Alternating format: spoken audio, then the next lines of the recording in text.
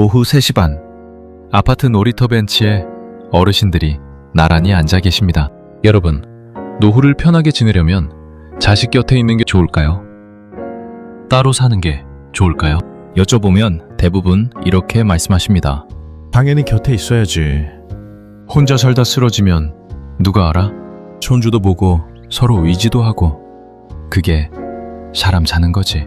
다 맞는 말입니다. 하나도 틀린 말이 없어요.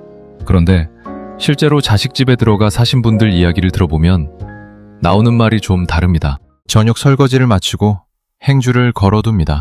거실에서는 딸 부부가 텔레비전을 보고 있습니다.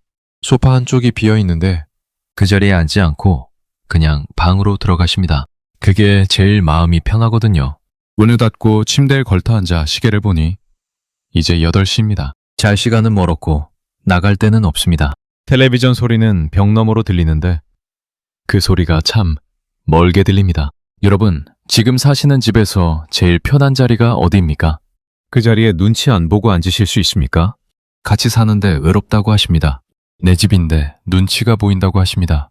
하루 종일 집에 있었는데 앉아본 적이 없다고 하십니다. 참 이상하죠?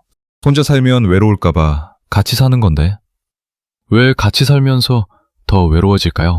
아까 그 놀이터 벤치를 다시 보십시다. 저기 앉아 계신 분들은 자식이 없어서 나오신 게 아닙니다. 자식이 있어서 나오신 겁니다. 통계청 자료를 보면 우리나라 고령자 가구 10집 가운데 7집이 이미 자식과 따로 삽니다. 자식이 안 모셔가서가 아닙니다. 지금 이 나라에서 가장 흔한 노후의 모습이 그렇습니다. 오늘은 저 벤치에 앉아 계셨던 세 분 이야기를 들려드리려고 합니다. 세 분 다 자식을 사랑해서 나서신 분들입니다. 그런데 3년 뒤가 완전히 달랐어요. 한 분은 방을 얻고도 여행 가방을 못 푸셨고, 한 분은 친구 장례식장에 못 가셨고, 한 분은 소녀가 던진 한마디에 모든 걸 멈추셨습니다.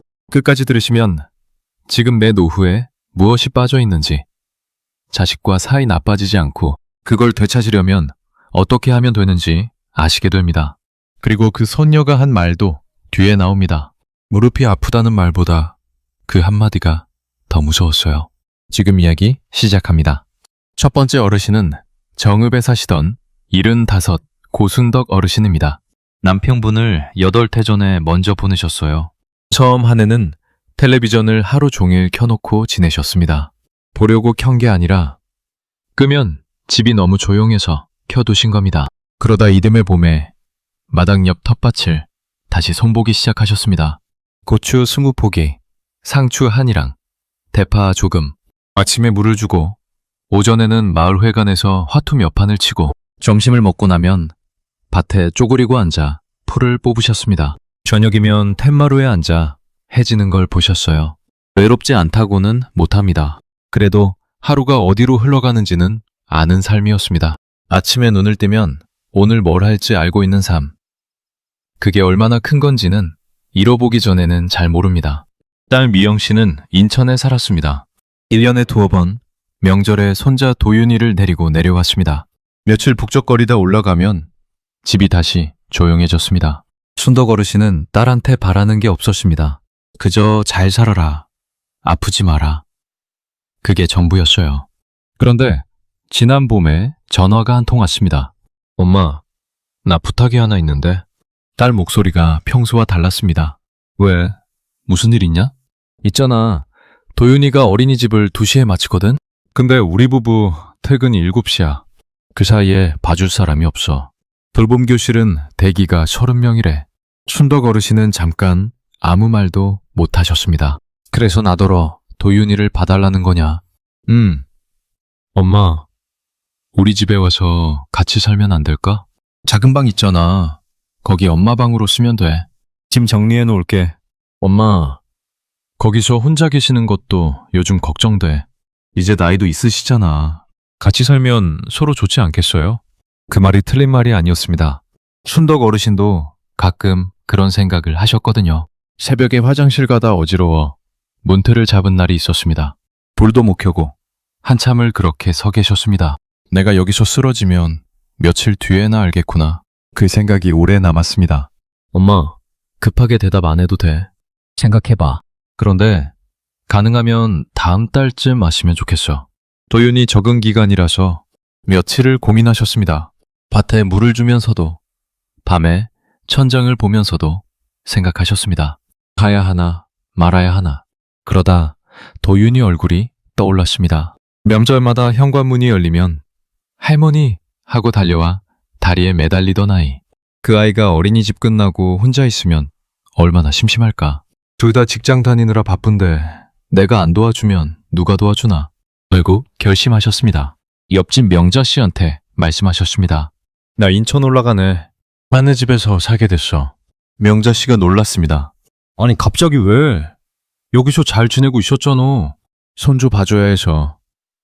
딸이 맞벌이라 텃밭은 명자 씨한테 맡기셨습니다. 내가 물 줄 테니까 걱정 말어. 40년 넘게 산 집에서 들고 갈 수 있는 건 여행 가방 하나였습니다. 옷 몇 벌, 속옷, 양말, 그리고 남편 사진 한 장. 인천 가는 버스 안에서 창밖을 보시면서 이렇게 생각하셨답니다. 잘하는 거겠지. 딸도 좋고 성자도 좋고 나도 덜 외롭고 다 좋아지는 거겠지. 아파트 현관에서 딸이 기다리고 있었습니다. 엄마 왔어. 힘들었지? 도윤이가 달려와 안겼습니다. 할머니, 도윤이를 안아 올리는데 눈에 눈물이 핀 도셨답니다. 그래, 이 맛에 사는 거지. 딸이 작은 방 문을 열어줬습니다. 엄마, 여기가 엄마 방이야. 침대 하나, 옷장 하나. 창밖으로 다른 동 아파트가 보이는 방이었습니다. 충분하다고 하셨습니다. 나 혼자 쓰는 건데 뭐. 그날 밤은 잘 주무셨습니다. 낯선 천장이었지만 괜찮았어요. 적응하면 되니까요. 일주일은 정말 괜찮았습니다. 문제는 그 다음 주에 시작됐습니다. 어느 날 옷장 문을 여셨습니다. 조끼를 걸어두려고요. 그런데 옷장 안이 이미 꽉 차 있었습니다. 딸내 겨울 입을 두 채, 철진한 옷들, 안 쓰는 가방. 저녁에 딸한테 말씀하셨습니다. 미영아, 옷장에 내 옷 걸 데가 없더라. 아, 맞다. 며칠만 그냥 있어봐. 내가 이번 주말에 뺄게. 미안, 엄마. 딸은 진심으로 미안해했습니다. 나쁜 딸이었고 나쁜 딸도 아니었어요. 그런데 그 주말에 딸은 회사에 나갔습니다. 다음 주말에는 도윤이가 열이 나서 병원에 갔습니다. 그 다음 주말에는 사위 집안 행사가 있었습니다. 일주일이 한 달이 되고 한 달이 두 달이 됐습니다. 옷장은 그대로였습니다. 순덕 어르신은 그동안 어떻게 하셨을까요? 아침마다 침대 밑에서 여행 가방을 꺼내 지퍼를 열고 그날 입을 옷을 꺼내고 다시 지퍼를 닫아 침대 밑으로 밀어 넣으셨습니다. 방에 들어온 지 두 달이 됐는데 짐을 못 푸신 겁니다. 바크 달린 옷장을 하나 갖고 사신 셈이죠. 여러분, 이게 사소해 보이십니까? 저는 이 대목이 오래 마음에 걸렸습니다. 사람이 어떤 자리에 진짜 살고 있는지 아닌지는 짐을 풀었느냐로 알 수 있거든요. 화장실도 그랬습니다. 아침 7시부터 8시까지는 사위와 딸이 번갈아 씻습니다. 그 시간에 문 앞에서 서성이는 게 싫으셔서 순덕 어르신은 5시 반에 일어나 미리 씻으셨습니다. 불도 안 켜고 어두운 거실을 지나서요. 아무도 그렇게 하라고 한 사람은 없었습니다. 그런데 저절로 그렇게 됐습니다. 저녁에는 설거지를 하셨습니다. 딸이 하지 말라고 해도 앉아있으면 더 불편해서 손이 먼저 갑니다. 설거지를 끝내고 행주를 걸어두면 거실에서 텔레비전 소리가 납니다. 소파 한쪽이 비어 있습니다. 그런데 거기 앉지 않고 그냥 방으로 들어가십니다. 그렇습니다. 서두에 말씀드린 저녁 8시에 그 방이 바로 순덕 어르신 방입니다. 어느 날 저녁에는 정읍 명자 씨한테서 전화가 왔습니다. 순덕아, 고추가 아주 잘 익었어야. 근데 못 따서 다 떨어진다. 사진 보낼게. 반가운 목소리였습니다. 그때 거실에서 딸 목소리가 들렸습니다. 엄마, 도윤이 좀 봐줘. 나 빨래 좀 넣을게. 순덕 어르신은 전화기를 들고 베란다로 나가셨습니다. 문을 닫고 목소리를 낮추셨습니다. 영자야, 내가 지금 통화가 좀 그래. 왜 봐야 해서. 나중에 걸게. 전화를 끊고 한참을 베란다에 서 계셨답니다. 그러다 이런 생각이 드셨대요. 나 방금 왜 여기 나왔지? 내가 사는 집인데 왜 숨어서 전화를 받았지? 감도 편치 않았습니다. 도윤이가 10시쯤 방문을 빼꼼 열고 들어옵니다. 할머니, 같이 자. 엄마한테 가서 자라 그래도 고개를 젓습니다. 엄마 코 골아요. 딸은 미안해하면서도 이렇게 말했습니다. 엄마, 며칠만 봐줘. 얘가 잠버릇이 심해서 내가 잠을 못 자거든. 퇴근해야 하니까. 며칠만, 또 며칠만이었습니다. 며칠이 일주일이 되고 일주일이 한 달이 됐습니다.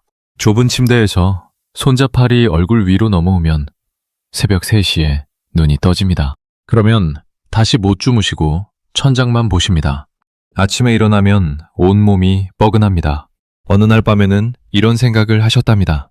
오늘 내가 앉아서 쉰 시간이 얼마나 되나 세어보니 없었습니다. 하루 종일 집에 있었는데 앉아본 시간이 없었습니다.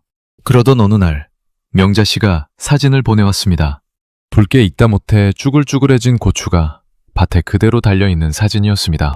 춘덕 어르신은 그 사진을 한참 보셨습니다. 그러고는 침대 밑으로 손을 넣어 여행 가방 손잡이를 잡으셨습니다.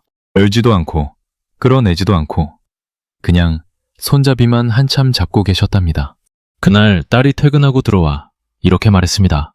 엄마, 진짜 고마워. 엄마 없었으면 우리 어떻게 살았을까? 순덕 어르신은 웃으며 대답하셨습니다. 됐다. 그런 소리 말고 밥이나 먹어라. 하고 싶은 말은 따로 있었는데 그 말은 끝내 안 나왔습니다. 순덕 어르신이 잃어버린 건 반이 아니었습니다. 방은 있었어요. 침대도 옷장도 창문도 다 있었습니다. 잃어버린 건 문을 닫아도 되는 자리였습니다. 방이 있는 것과 매 자리가 있는 것은 전혀 다른 이야기입니다. 두 번째 어르신은 진주에 사시는 70살 남기동 어르신입니다. 이번에는 할아버지 이야기입니다. 아내분을 5해 전에 보내셨습니다. 장례를 치르고 석 달쯤은 사람을 안 만나셨답니다. 그러다 옛 직장 동료 병철 씨가 새벽에 전화를 걸어왔습니다. 남선생, 나 지금 남강 나가는데 같이 갈란가? 그날 이후로 낚시가 시작됐습니다. 새벽 5시에 물가에 앉아 있으면 안개가 강 위로 낮게 깔립니다. 고기는 잘 안 물어도 상관없었습니다. 옆에 사람이 있고 보온병에 커피가 있고 해가 뜨는 걸 같이 보면 그걸로 됐어요. 3년쯤 지나서는 동호회 총무를 맡으셨습니다. 회비를 걷고 일정을 잡고 회원들 생일을 챙기셨어요. 기동 어르신한테는 그게 아침에 일어날 이유였습니다. 딸 부부도 진주에 살았습니다. 버스로 20분 거리. 손주가 2 있었습니다. 8살 하준이, 5살 은우. 어느 날 딸이 전화를 걸어왔습니다. 아빠, 부탁 하나 해도 돼요? 왜? 무슨 일이냐? 하준이랑 은우 끝나는 시간이 3시쯤인데 우리 퇴근이 7시야. 그 사이에 애들 봐줄 사람이 없어요. 아빠가 좀 봐줄 수 있어요? 기동 어르신이 물으셨습니다. 같이 살자는 거냐? 아니, 그건 아니고 아빠 집에서 사시면서 낮에만 우리 집에 와주시면 안 될까요? 아침에 오셨다가 우리 퇴근하면 가시면 돼요. 같이 살자는 말이었으면 거절하실 참이었습니다. 그런데 낮에만 봐주는 건 어려울 게 없어 보였어요. 그래, 알았다. 아빠, 고마워요. 진짜 고마워요. 대신 하나만 약속하자. 저녁 7시에는 아빠 갈란다. 그럼 무조건 7시. 그렇게 시작됐습니다. 아침 7시 20분 버스를 타고 딸 집으로 가십니다. 아이들 밥 먹이고 옷 입혀서 유치원과 학교에 데려다 주면 9시 반. 집에 돌아와 앉으면 잠깐 조용합니다. 그 사이에 빨래를 돌리고 청소기를 미십니다. 점심은 냉장고에서 꺼내 대충 드십니다. 혼자 먹으니 입맛이 없어요.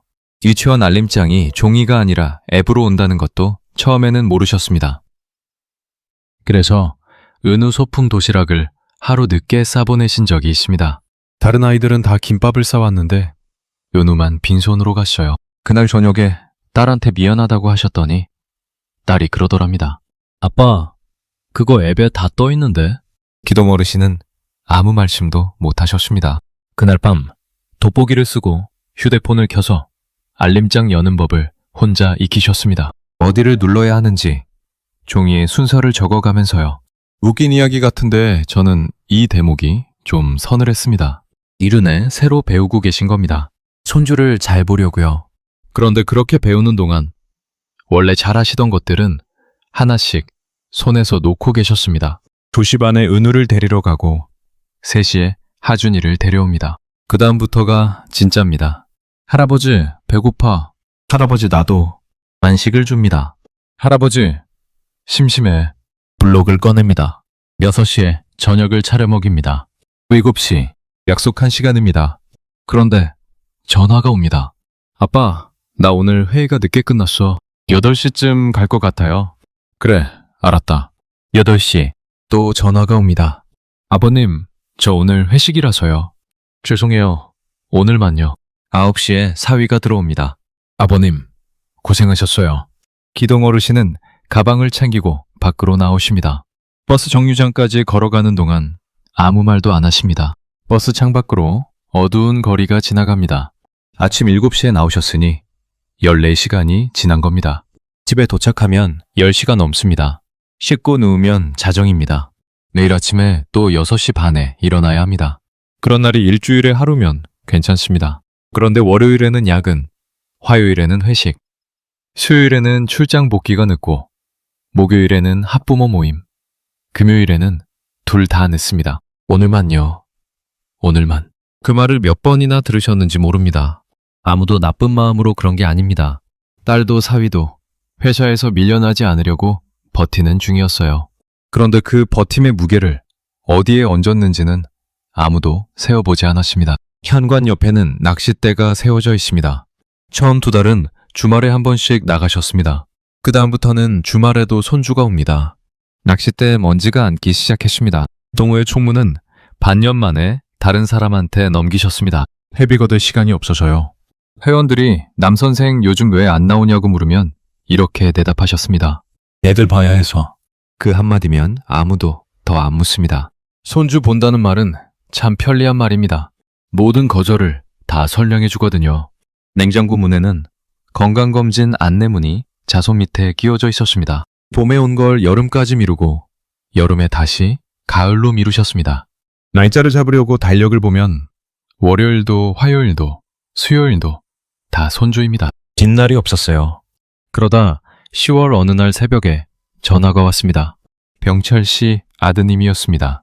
아버지가 어젯밤에 가셨습니다. 기동 어르신은 한참 동안 말을 못 하셨습니다. 말인이 언제냐?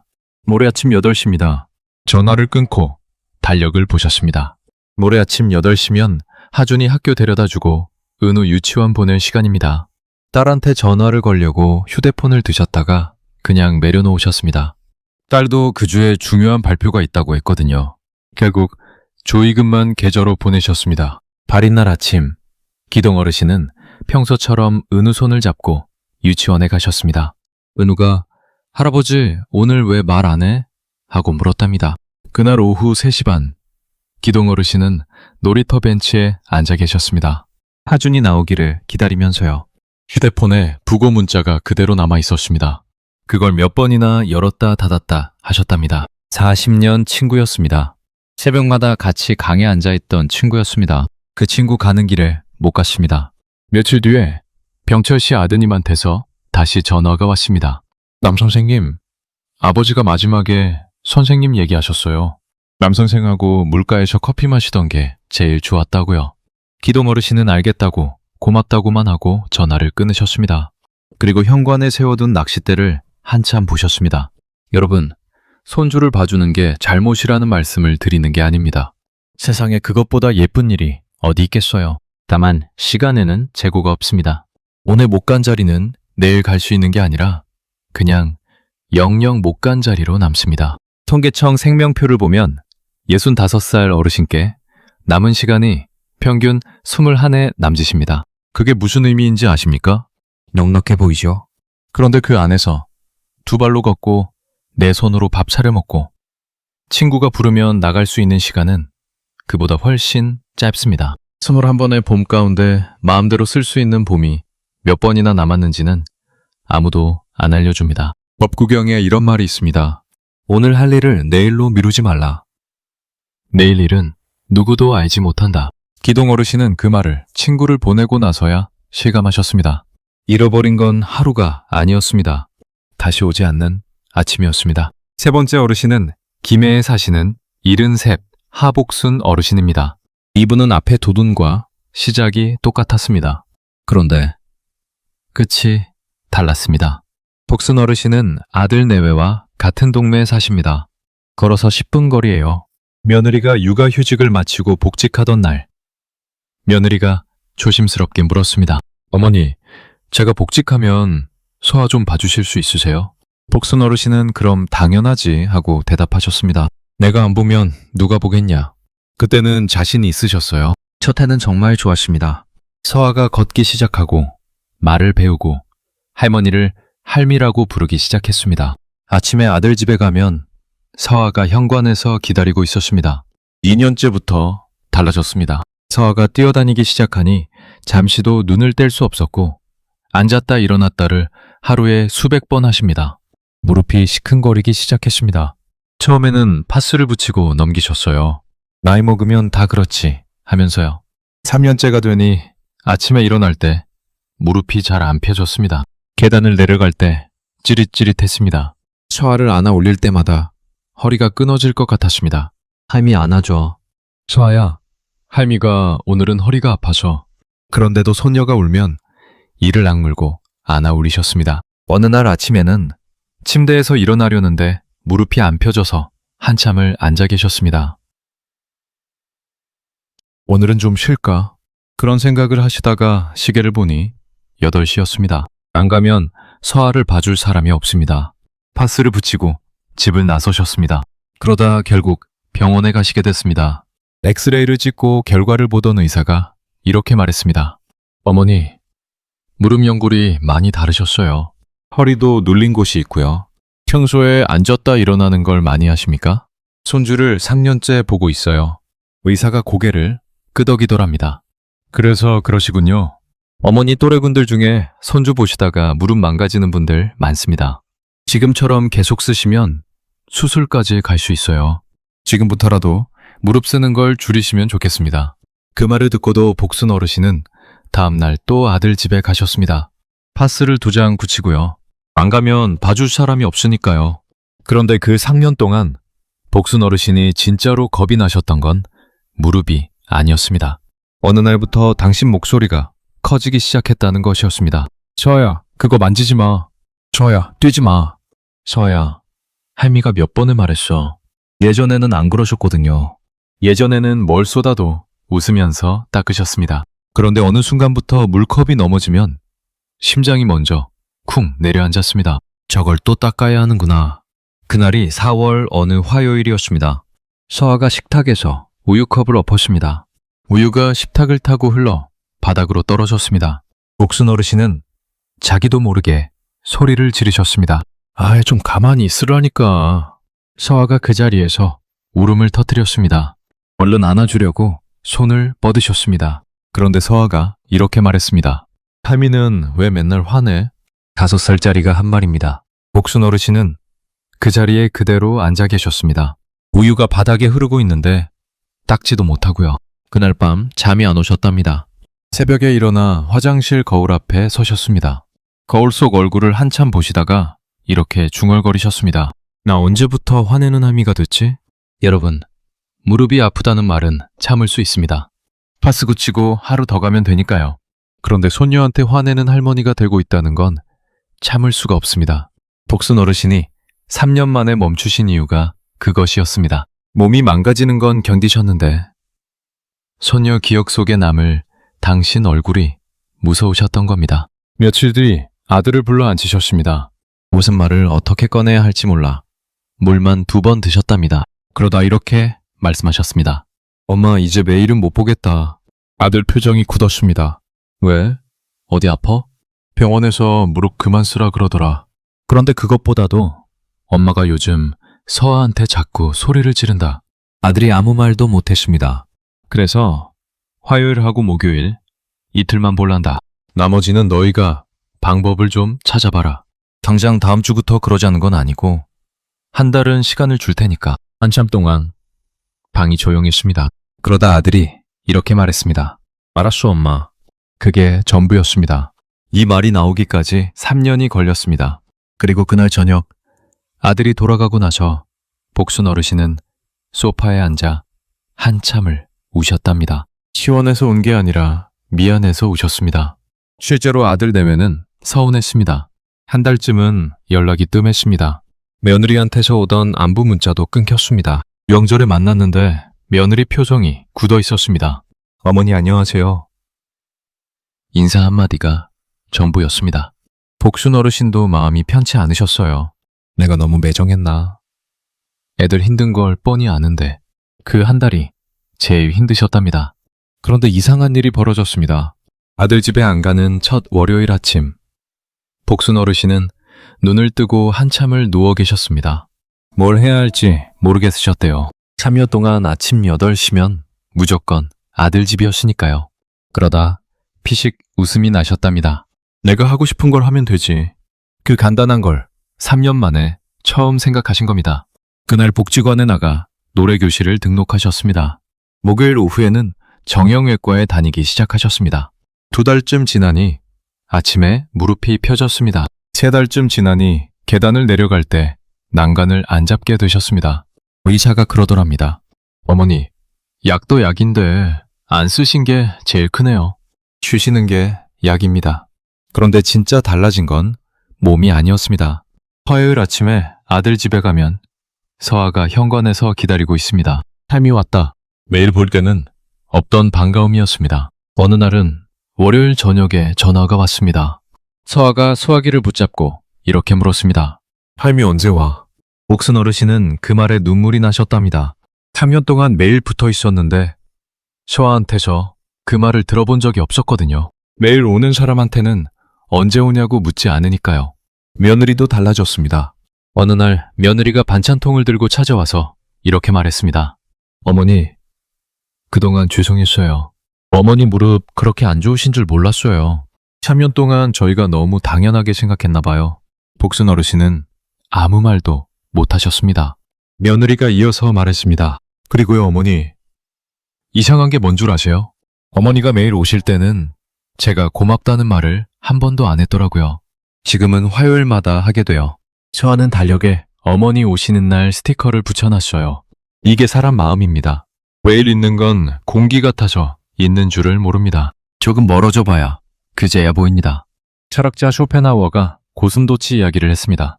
추운 날 고슴도치들이 서로 온기를 나누려고 바짝 붙습니다. 그런데 붙으면 가시에 찔려 아픕니다. 그렇다고 떨어지면 춥습니다. 그래서 이리저리 움직여 보다가 결국 서로 찌르지 않으면서 얼지도 않는 딱 그만큼의 자리를 찾아냅니다. 사람도 똑같습니다. 가족이라고 예외가 아니에요. 오히려 가족이라서 더 그렇습니다. 남한테는 안 하는 말도 가족한테는 하고 남한테는 안 부리는 짜증도 가족한테는 부리니까요. 옥순 어르신이 찾으신 게 바로 그 거리였습니다. 안 보는 것도 아니고 매일 보는 것도 아닌 그 사이 어딘가 화요일과 목요일 딱 그만큼이었습니다. 나중에 복순 어르신이 이렇게 말씀하셨습니다. 매일 보니까 할 말이 없더라. 가끔 보니까 할 말이 많아지거라. 자, 그럼 처음 질문으로 돌아가 보겠습니다. 노후에 자식과 같이 사는 게 낫습니까? 따로 사는 게 낫습니까? 세 분 이야기를 다 듣고 나면 이런 생각이 드실 겁니다. 그러니까 결국 따로 살라는 말이구나. 아닙니다. 순덕 어르신은 같이 사셨고 기동 어르신은 따로 사셨는데 두 분 다 힘드셨어요. 복순 어르신도 따로 사셨는데 3년을 힘드셨습니다. 같이 사느냐 따로 사느냐가 답이 아니었습니다. 어느 쪽으로 사시든 세 가지가 지켜지느냐. 그것이 답이었습니다. 첫째가 공간입니다. 평수가 아니에요. 40평에 살아도 없을 수 있고 20평에 살아도 있을 수 있습니다. 공간이란 문을 닫아도 아무도 이상하게 여기지 않는 자리를 말합니다. 전화를 받을 때 베란다로 안 나가도 되는 자리.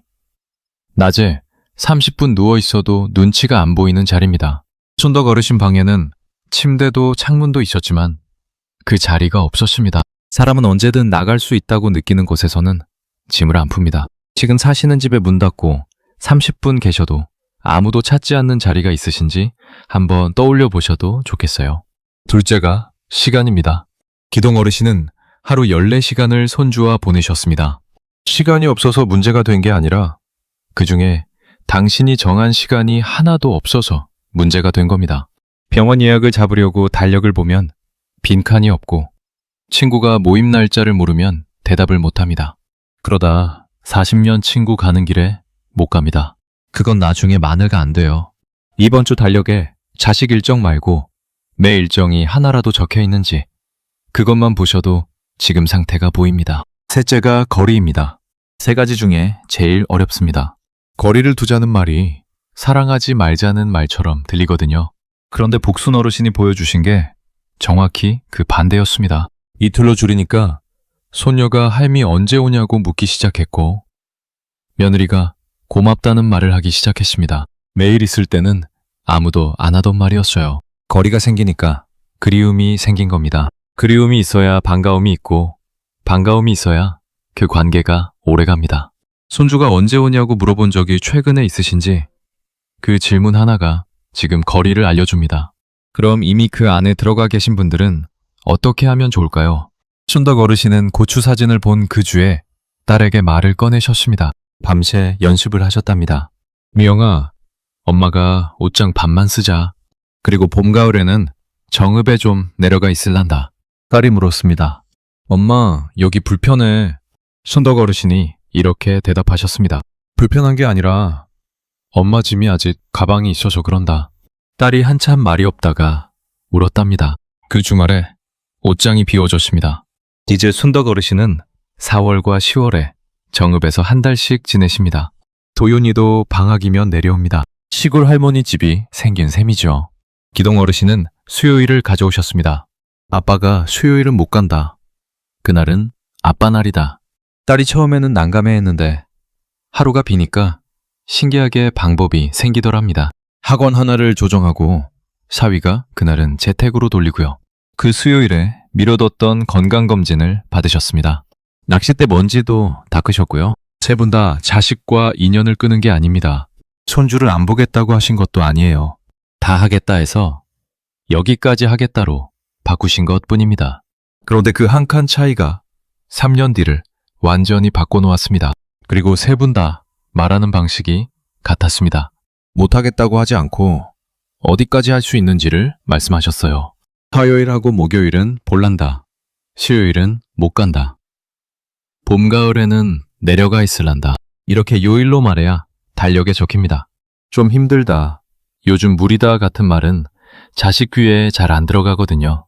그리고 당장 내일부터가 아니라 한 달 뒤부터 그러자고 하셨습니다. 자식도 준비할 시간이 필요하니까요. 미리 알려드릴 게 하나 있습니다. 이 말을 꺼내면 자식은 10중 8구 서운해합니다. 복순 어르신도 한 달을 그렇게 보내셨어요. 그런데 그 서운함은 지나갑니다. 지나가고 나면 고마움이 그 자리에 들어옵니다.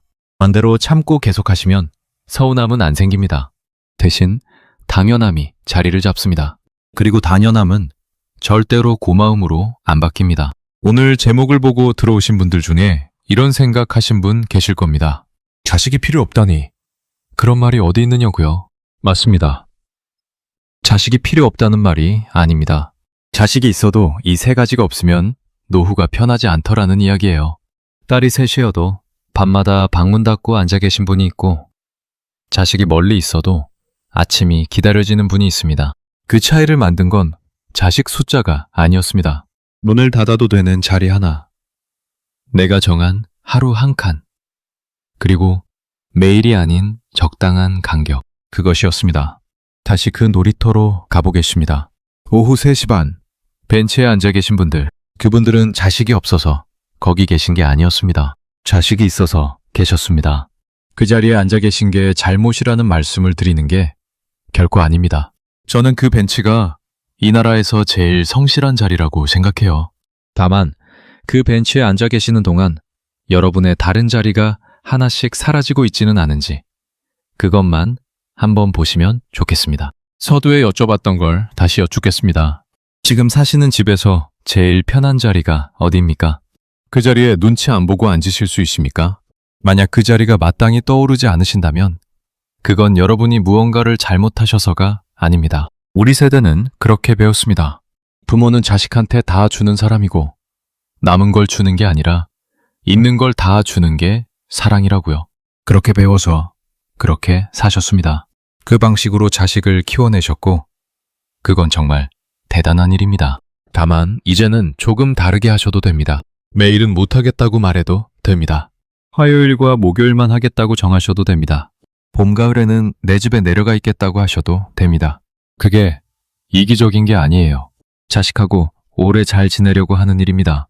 내가 성해야 손주를 안아줄 수 있고 내 하루가 있어야 자식 앞에서 얼굴이 펴집니다. 지쳐서 소리 지르는 할머니로 남는 것보다 일주일에 2번 웃는 얼굴로 오는 할머니로 남는 편이 손주한테도 훨씬 좋습니다. 손주가 자라서 기억한 할머니가 몇 시간을 봐줬는가가 아닙니다. 할머니 얼굴이 어땠는가입니다.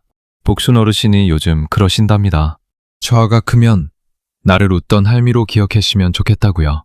그러려면 매일은 안 되겠더라고. 그렇게 말씀하십니다. 기동 어르신은 수요일마다 남강에 나가십니다. 보온병에 커피를 늘 2잔 분량 담으신답니다. 한 잔은 병철 씨 몫이라고 하시면서요. 여러분, 오늘 하루 중에 여러분이 정하신 시간이 얼마나 있었습니까? 그게 30분이라도 있었으면 오늘은 괜찮은 하루입니다. 하나도 없었다면 매일은 30분만 만들어 보셔도 좋겠어요. 그 30분이 여러분 노후의 시작입니다. 마지막으로 여쭙고 싶은 게 있습니다. 여러분, 집에서 제일 편한 자리는 어디입니까? 그리고 손주를 일주일에 며칠이나 보고 계십니까? 댓글로 알려주시면 좋겠습니다. 같은 자리에 앉아 계신 분들이 생각보다 많으실 겁니다. 그 댓글 하나가 오늘 저 벤치에 앉아 계신 어느 분께는 큰 힘이 될 겁니다. 오늘도 끝까지 함께 해주셔서 진심으로 감사드립니다. 지금까지 황금 노후였습니다.